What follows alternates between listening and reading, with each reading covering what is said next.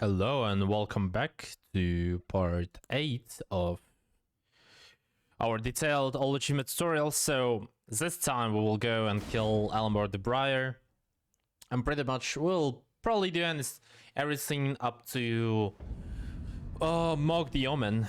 But firstly, Elemer the Briar. Let's go. We go back to the Bridge of Iniquity, as I said, and first thing we'll need to do is Pegasus setup. We do as always at the same place as we did for Crest of Catacombs. So we go right here and right here. We just walk off the ledge. But now instead of going up, we'll need to lower our heights. And we'll need to... We won't go higher here, so we'll stay our place. Firstly, we'll need to go at this rock. We'll go down there. Then we'll go a bit around. Because horse controls are Omega first, not gonna lie. Then we will turn to the left, once we lowered our height. And again like this. Yeah, pretty good. And now as you can see, there is like one rock that looks like a, like a floor or something. From this rock, you can just straight go here to the Shaded Castle. And at Shaded Castle, we'll go in Shaded Castle, we'll go to this place where elevator is to the Elemer. So we pretty much skip everything directly to him. But to skip the last soldier right here, we wait until this soldier escapes the exits this room with the elevator, and now we just go on this. And then we go to Elemer by himself. So with Elemer, there is a huge problem. Sometimes Elemer can do a really good attack, some sort of like a shield slam, like that he will do, and you will just one-shot him. If he doesn't do that, make sure that you want to go behind him and go a bit around. This way he will not touch you with his blade. So it's hard to explain because Elemer is not like an easy boss for sure. Because as you can see, he hits you quite hard, and that was definitely too late. Like, you don't want to do it like that. Like, what I want to do here is want to RKR before. I will restore my HP, obviously. It's better to quit out and try again if this happens.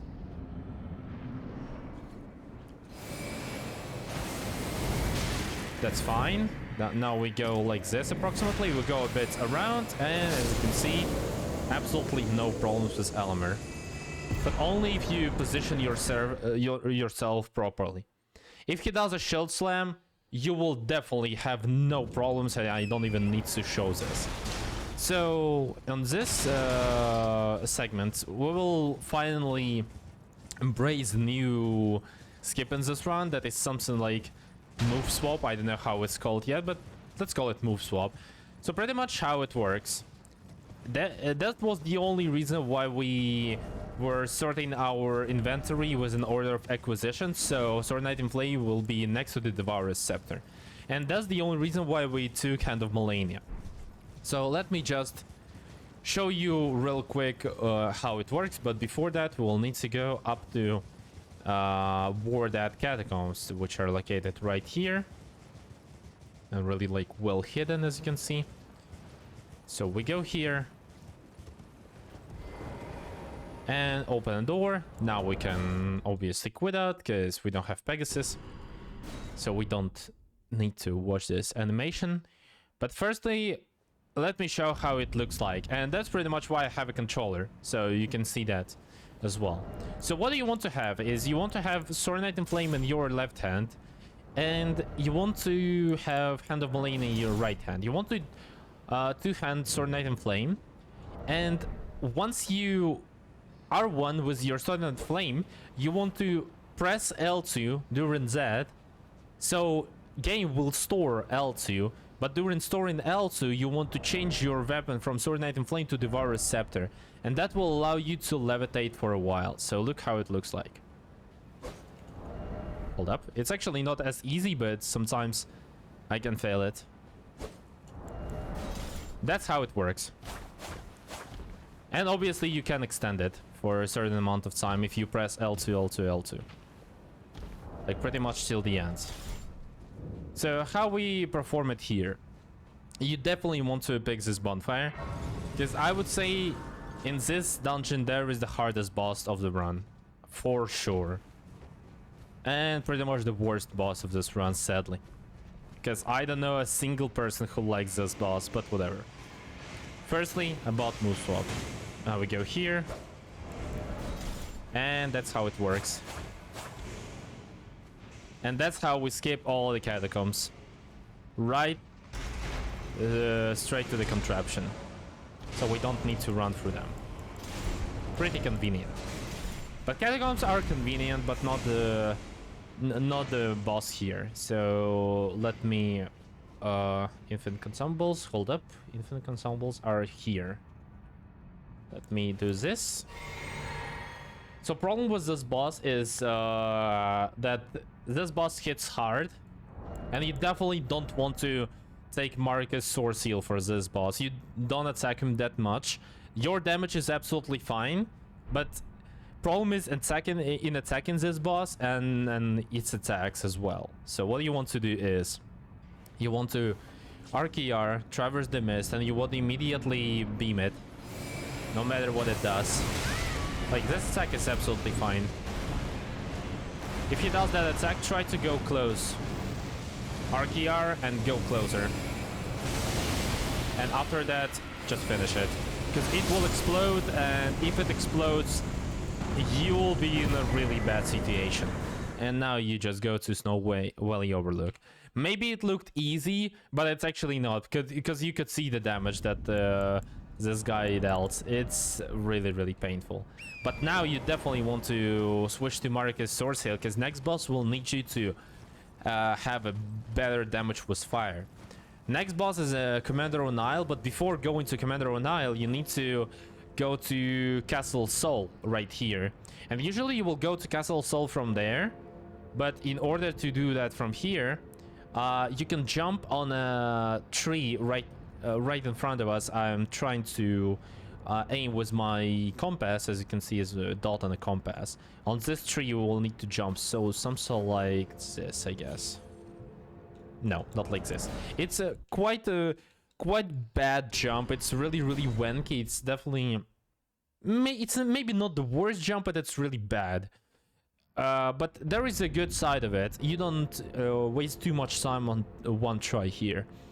And it's almost impossible to die because there is a huge height here, and you are able to quit out if you fail it. So pretty much you need to time your jump and land on that tree, and then you want to land on that tower. Like this. It takes some practice, but it's okay jump, but at the same time when you fail it, I feel bad. So after that you just heal yourself off the ledge and do a plunge attack. And here is the Commander O'Neill. Here's the certain strat for Commander O'Neill. He's quite a free boss. So what do you want to do? You lock on. You can see this circle.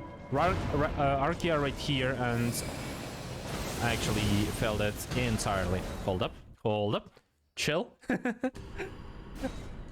So on that circle, you want to, on the bottom part of this circle, you want to use RKR. On top part of the circle, you want to start Fire Slash, and then Fire Slash again, then RKR and 2 beams. So let me show you once again. I'm sorry for a failed try, but let's go once again. Here we go. Perfect.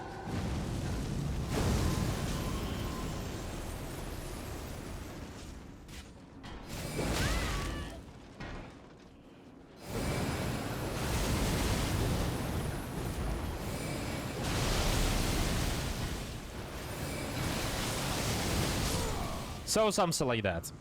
That hit that Commander O'Neill did was not really intended, like was not really planned, But as you can see, even when Strat goes out of control a bit, it's still quite a free boss fight.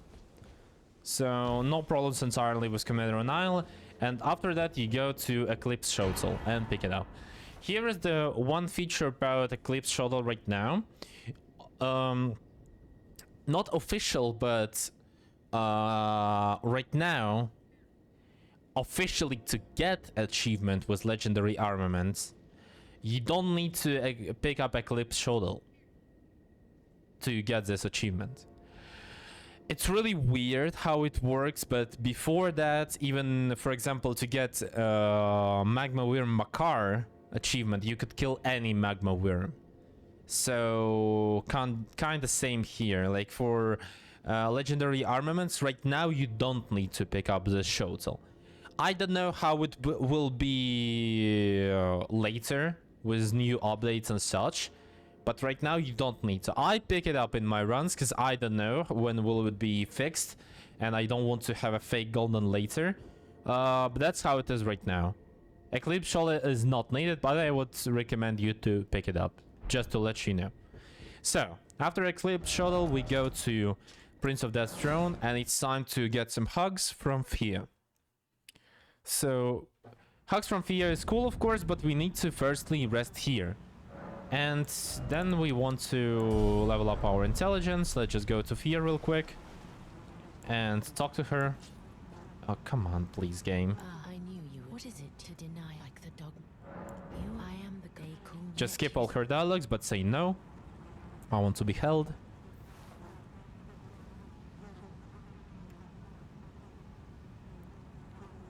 She'll give you Belgian's blessing. Skip her dialogues until she gives you Radiant Baldican's blessing. After she gives it to you, right now, skip one more dialogue and then just quit out.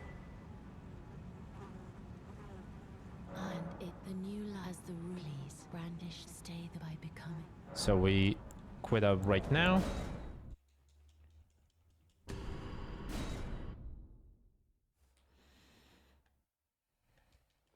We speak to her again.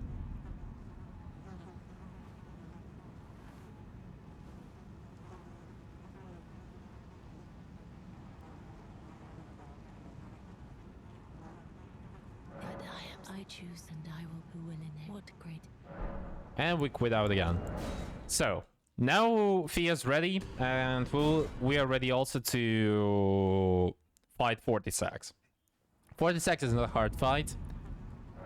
Just look up what we need to do. We prepare our Royal Knight's Resolve and enter Fia's Death's Bad Dream. So what do you want to do? We skip the cutscene and go as close as we can to Fortissax on a certain grass, like under his left paw, if you can see. And then we aim at his head and he takes insane amount of damage and he's dead. If you're lucky and if you're skilled, you can even one-shot him. Then you just use both blessings and quit out immediately. That's the Fortissax split. But you remember that we rested before on a bonfire right here. We didn't do that just to spend our souls, but only to run warp from here immediately. So what we do now is we just run warp. And now we'll appear at a bit different place from Prince of Death's Throne. We'll actually appear at the end of the sewers where you activate Frenzied Flame ending. So right here at Deep-Root Death. We will need this bonfire anyway, because we will need to do another run warp. But also, what we need to do is we need to set up Pegasus right now. So we set up Pegasus.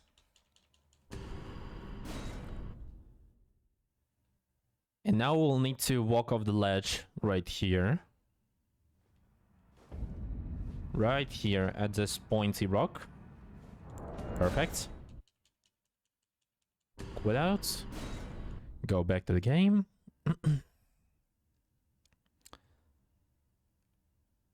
And now, want to turn. Wait until horse dies. No, we want to climb a bit.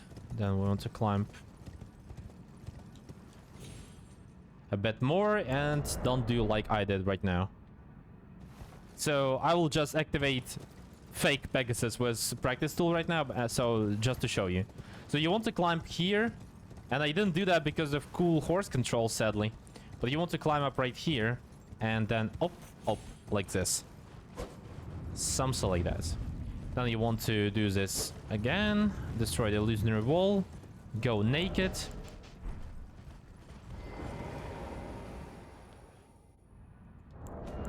Activate the ending, quit out because there is a waking up animation. And after that, we also want to do Run Warp. And that's the end of a Frenzied Flame Warp segment, finally.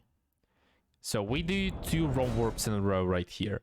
So we activated Frenzied Flame ending by this point, but there is also achievement to kill Mohg the Omen. And by doing this Run Warp from this place, we go to the beginning of those Subterranean Shunning-Grounds. So pretty much sewers. Terrible, terrible sewers. But thank God there is a way to skip those sewers quite easily. And also again with a Moveswap. So Moveswap will be used a lot right now to skip anything in our run. So firstly you want to do a plunge attack right here. And we want to prepare our setup for Moveswap. Stick to the right side, because there will be a guy right here who will jump from this pipe. And roll from this guy, because he hits hard. Then we quit out. So those imps will not somehow spoil the Moveswap, because you never know. We perform a Moveswap, perfect. We don't need it anymore in sewers. Straight to the right. Go to the doorway, go from behind. Plunge and attack right here. Perfect. And now just follow the red. Red will lead us right here. Stick to the right side, it will turn, and we'll be able to just run past it. Here you will fall. You don't need to do a plunge and attack. You will be able just to run straight immediately, and just fall down right here. Do a little bit of parkour. Activate the elevator, and you can use Solo Fortissax now. And also now you can change your pouch to Mimic to your Ashes, and Sword Knight and Flame to and Godskin Stitcher. So pretty much right now we'll be able to kill Mohg the Omen. And now that's the bad thing about Mohg the Omen. This guy hits hard. Actually hits hard. And that's the only reason why we want to summon Mimics here, because Mimics here will tank some stuff for us. For sure. While we will be able to deal some damage, because Mohg is actually hits hard. Like, we don't want to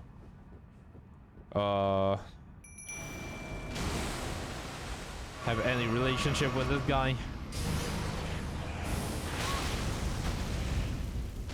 Perfect.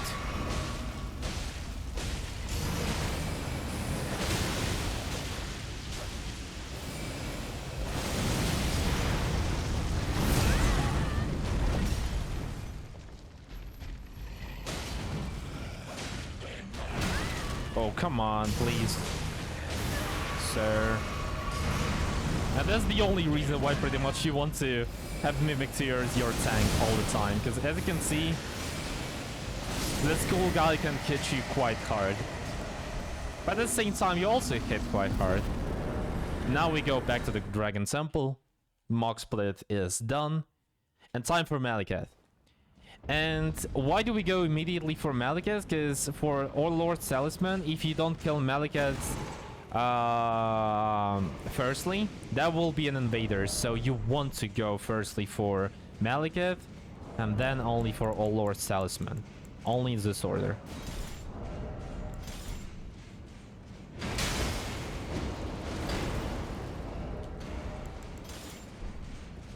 And now we go right here and quit out. And again, with our Moveswap, we'll be able to skip quite a big location.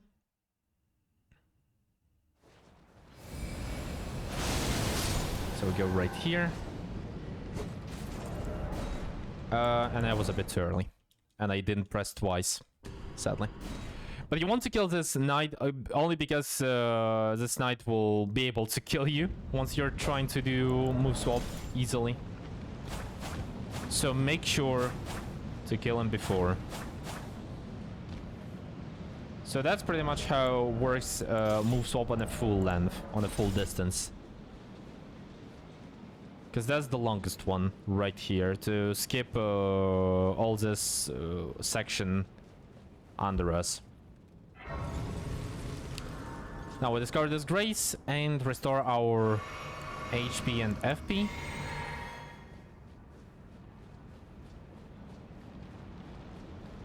And it's time for Maliketh. Maliketh is quite a free boss that will be killed 3 times per this run. And not like each time it will be harder. But obviously on H and G plus and G++, Maliketh will have more HP. So what we want to do here, we enter this fight, lock on Maliketh, RKR on one of the lines on the floor, on this one, and aim with the laser and the second one.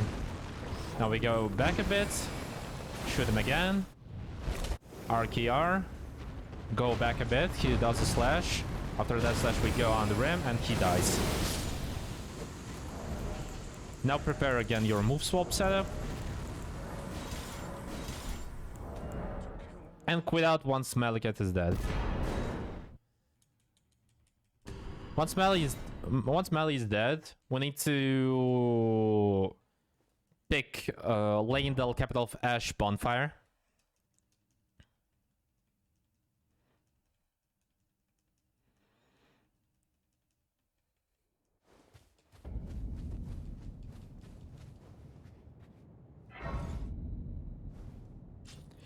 And now we go for Erdtree Favor +2.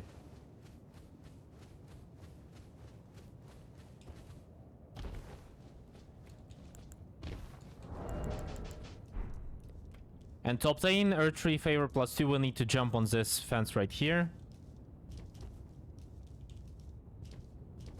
Go till the end, and the Moveswap again.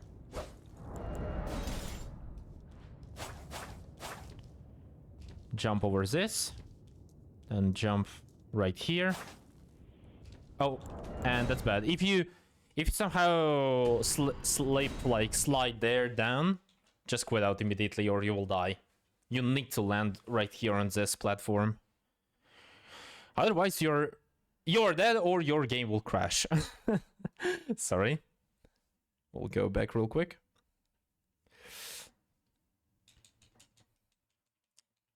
Thank you very much, Elden.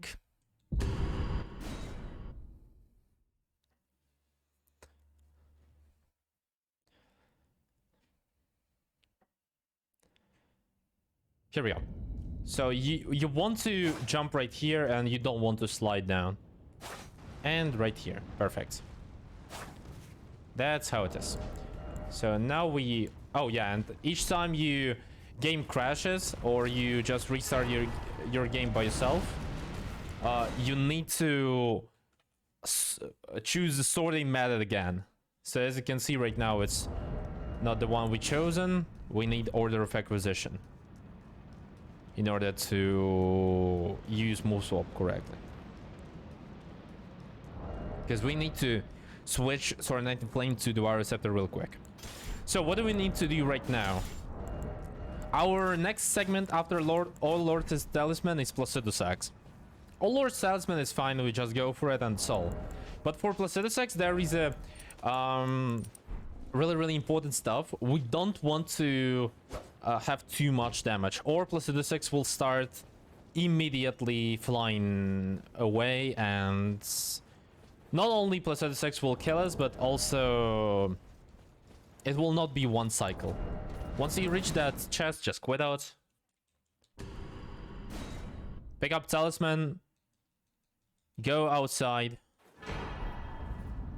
We get our legendary talismans achievement, go outside and quit out again. So that will allow us to go back to same grace. And now it's time for Placidusax. So best strat that it can do is one cycle in Placidusax, but once again it's a bit... I honestly don't know, but it feels like it's a bit RNG-ish. So you need to be a bit lucky for that stuff. And, well... Also don't forget to use Maliketh Soul on this elevator. If you don't one cycle Placidusax, you will lose lots of time. All you need to know. But obviously, more time you will lose if you die. So make sure. And you will need to tank one of the lightnings. So, if you see that you're not really lucky, or something like that, just don't go for it and immediately better to quit out.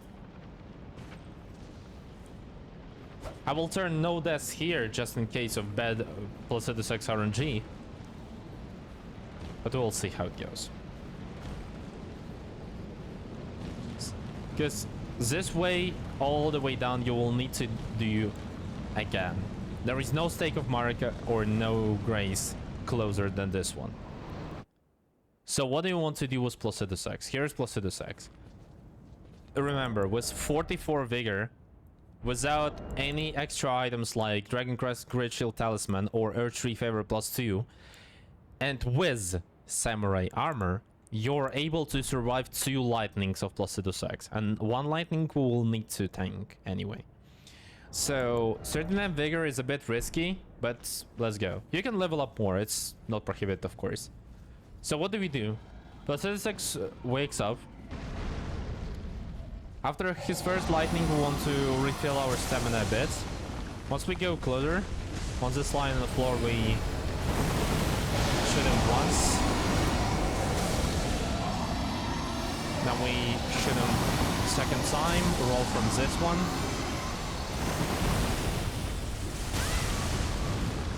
And we're good. On next one, he goes into stagger. And we just finish him. And Placidusax is done. Pretty much that's the only stuff that you need to learn from this fight.